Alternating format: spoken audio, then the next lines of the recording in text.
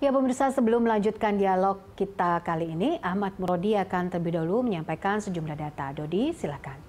Ya, Popi dan juga pemirsa, UMKM terbukti berhasil menjadi salah satu penopang ekonomi Indonesia kala krisis ekonomi menerpa di tahun 1998. Langkah-langkah penguatan perlu terus dilakukan agar kontribusi usaha mikro, kecil, dan menengah terus meningkat. Apalagi di saat terjadi krisis akibat pandemi COVID-19 kali ini, di mana UMKM tidak sekebal saat krisis ekonomi sebelumnya. Langsung saja kita lihat, ini sudah beberapa kali kita bahas, tapi ini adalah yang kita bahas adalah klaster UMKM dan koperasi dari Undang-Undang Cipta Kerja. Yang pertama adalah perizinan tunggal bagi usaha mikro dan kecil melalui pendaftaran. Kemudian juga ada insentif dan kemudahan bagi usaha menengah dan besar yang bermitra dengan usaha mikro dan kecil. Kemudian ada pengelolaan terpadu usaha mikro dan kecil melalui sinergi dengan pemangku kepentingan. Dan keempat adalah insentif fiskal dan pembiayaan. Lanjut, poin kelima adalah pemerintah memprioritaskan penggunaan dana alokasi khusus atau DAK untuk danai pengembangan dan pemberdayaan UMKM. Pemberian fasilitas, layanan bantuan dan pelindungan hukum bagi usaha mikro kecil dan menengah, kemudian juga prioritas produk atau jasa usaha mikro dan kecil dalam pengadaan barang dan jasa pemerintah. Kemudian poin ke-8, kemitraan usaha mikro dan kecil, rest area, kemudian stasiun, terminal, pelabuhan, dan bandara dalam memasarkan produk UMK dengan pola kemitraan. Dan kemudian untuk koperasi ada 4 poin, koperasi primer dibentuk paling sedikit 9 orang, kemudian dalam rapat anggota tahunan atau RAT dapat diwakilkan, kemudian buku daftar anggota berbentuk tertulis atau elektronik, dan terakhir koperasi dapat melaksanakan usaha berdasarkan prinsip syariah. Oke, selanjutnya kita lihat manfaat dari Undang-Undang Cipta Kerja untuk UMKM dan koperasi. Mempermudah akses pembiayaan, ini ada 2 pasal, kemudian pasar ada 3 pasal, pengembangan usaha ada 3 pasal, perizinan 1 pasal, dan rantai pasok 1 pasal. Kemudian kemampuan UMKM dalam penyerapan tenaga kerja akan semakin besar, ada 3 pasal di sini. Kemudian kemudahan untuk memaksimalkan potensi startup lokal, ada 4 pasal. Selanjutnya kita bisa lihat memberikan penguatan dan proteksi terhadap persaingan dengan usaha besar, ada 5 pasal. Kemudian jaminan kredit program tidak harus berupa aset, tetapi bisa juga kegiatan usaha mikro dan kecil atau UMK dapat dijadikan jaminan. Ini pasal 93. Selanjutnya saya punya data terkait dengan struktur bisnis, pelaku bisnis di Indonesia. Ini Anda bisa lihat yang warna oranye, 98,7%.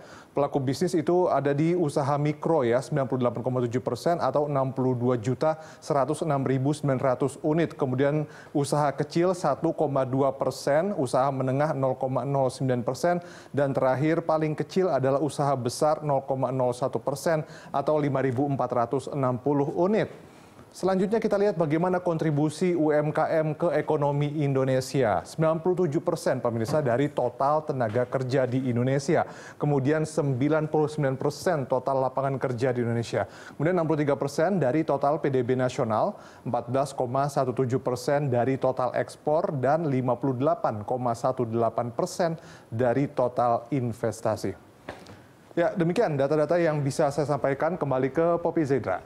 Baik, terima kasih Dodi. Kita akan melanjutkan perbincangan dengan Pak Ronald. Pak Ronald, di dalam klaster itu kan juga ada poin soal penguatan dan juga proteksi terhadap persaingan usaha besar. Nah, kalau di kenyataannya sendiri bagaimana Pak Ronald sampai saat ini soal persaingan usaha besar UMKM dan juga usaha yang kecil?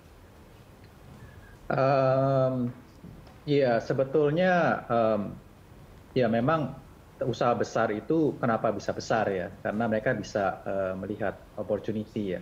Nah, tetapi kita harus melihat juga kepentingan konsumen, karena konsumen atau customer, kita membutuhkan barang yang jauh lebih banyak lagi. Jadi bedanya kalau kita bisa ke luar negeri, misalnya kita lihat ke Singapura atau ke Malaysia, nggak jauh-jauh Thailand, itu kita melihat jumlah option atau jumlah pilihan barang itu dan jasa itu jauh lebih banyak gitu ya. Nah, contoh misalnya kalau dari jasa misalnya jasa konstruksi, misalnya handyman lah, misalnya kalau mau perbaiki rumah. Di Indonesia kita cari yang bagus, bisa cepat, kerjanya rapi, itu aja susah.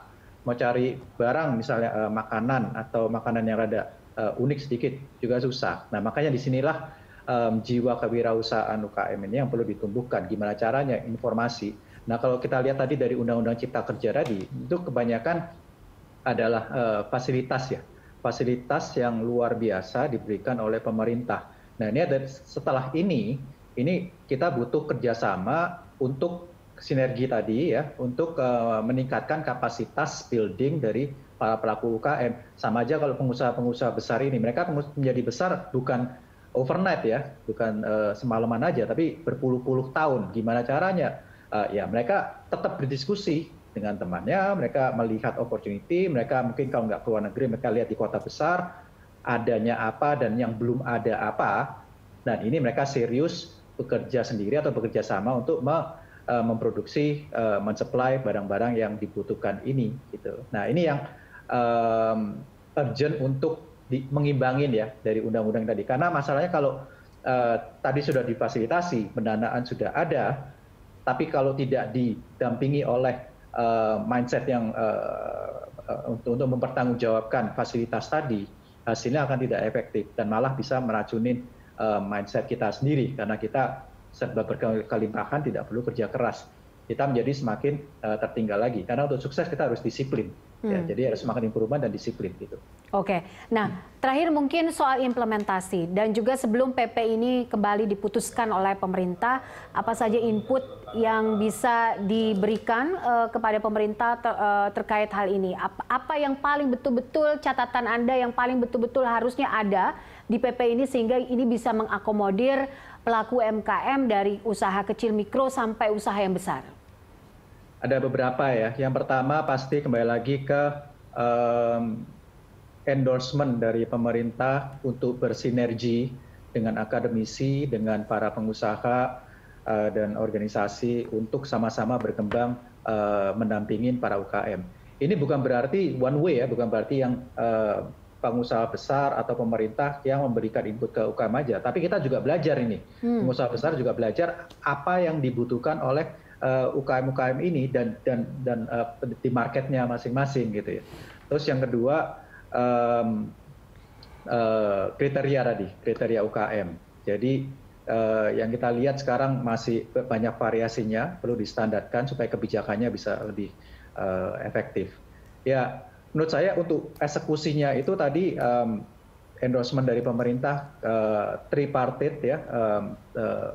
Antara pemerintah, akademisi, pengusaha, dan UKM 4. Setelah itu tadi kriteria UKM dan impiannya bisa mengunggulkan produk-produk unggulan UKM di daerahnya masing-masing dan nanti antar daerah bisa saling berkompetisi untuk menjadi unggulan nasional dan menjadi untuk ekspor. Karena kalau dilihat dari kembali lagi ujung-ujungnya gimana caranya naik kelas, yaitu melihat opportunity gitu ya, marketnya ada apa gitu. Nah, saya sendiri bicara dengan banyak duta besar Indonesia di luar negeri. Mereka mati-matian bekerja keras untuk memasarkan produk Indonesia. Tapi nggak sedikit bagi mereka yang sudah mengirim barang-barang tersebut ke luar negeri, habis itu tidak bisa mensupply. Sayang, barangnya sudah dibutuhkan, customer-nya sudah suka dengan harga currency luar negeri, dolar dan sebagainya, tapi 2-3 kali nggak bisa karena nggak bisa di-delivery karena salah perhitungan raw material, konsistensi. Nah ini semua perlu pembelajaran yang continuous. Jadi continuous learning ini sangat dibutuhkan. Mindset ini yang perlu waktu lama. Jadi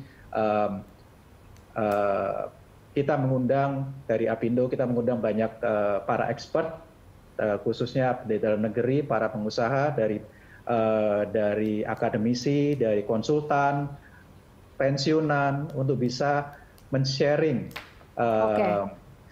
skill-skill mereka ke para UKM dan sudah ada statistiknya banyak di luar negeri yang melakukan hal ini. Mereka yang melakukan hal ini itu bisa lebih bahagia hidupnya karena bisa berkontribusi. Oke, baik. Kita tunggu nanti bagaimana implementasi dan juga keputusan PP ini untuk sama-sama kita kawal bersama. Pak Ronald, terima kasih untuk waktunya bersama kami dalam Hot Economy. Pemirsa, sampai di sini kebersamaan kita dalam Hot Economy. Tetap jaga jarak dan pakai masker Anda. Anda bisa mengirimkan informasi dan saran ke email kami di redaksi @berita1.tv atau follow kami via Twitter, Facebook, YouTube, dan Instagram. Saya Poppy Zaidra. Terima kasih, sampai jumpa.